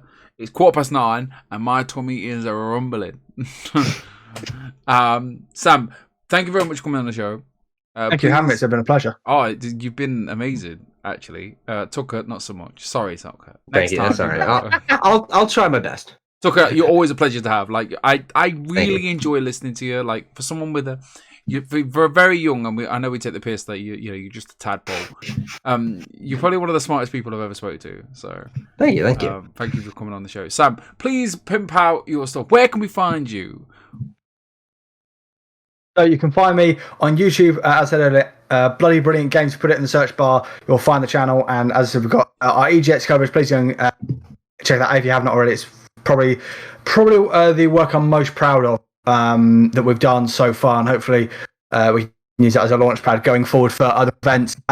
News, which actually I've got a script for tomorrow, which probably one of those two stories we talked about today will probably fall into. We've also got, as I said, essays, video kind of docuseries, etc., coming up soon. Great. As I said, the closest one is to done is going to be about why the Xbox One failed, because it's mostly its shit name. You can follow the channel on Twitter. That's twitter.com/@BloodyBrillGames. And I think that's pretty much it. Working on setting like a website and stuff like that. That's it. Only place you can find us at the moment is Twitter and on YouTube. Wonderful. Tucker. Yeah, cool. Shout yourself out. I do YouTube videos a lot. We've been doing 5 or 6 a week for over a year now. So Backlog Banter on YouTube, but the Twitter for Backlog Banter does not get a lot of views, so don't follow that. Follow me on Twitter at Tucker Hazel with 2 L's if you look that up. That'll be me. And we've also, we've got a Discord that you can join. We're building out our community. We'd really love to meet some more people. So anyone who can join should. I'm in there. You'll see me in there every now and then. That's true. Yeah, popping around. Don't do it. He's in my Discord. No. I'm joking. And you can find the Nerdic Gods at Nerdic Gods on Twitter, on YouTube. We've got we're really lucky with the name, for saying that we can get Nerdic Gods on Twitter, YouTube.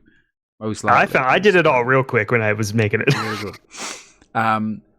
For audio listeners at home, please rate 5 stars on the Apple Podcast. That would help. Leave us a great review. Our numbers seem to have jumped up really bad audio wise, which is phenomenal. Please don't forget to like and subscribe, and don't forget to tell your grandma. So it's a thing. It's a thing. Say goodbye, everybody. Bye, everybody. Bye, everybody. I didn't have to say literally. Never mind. I say it every episode.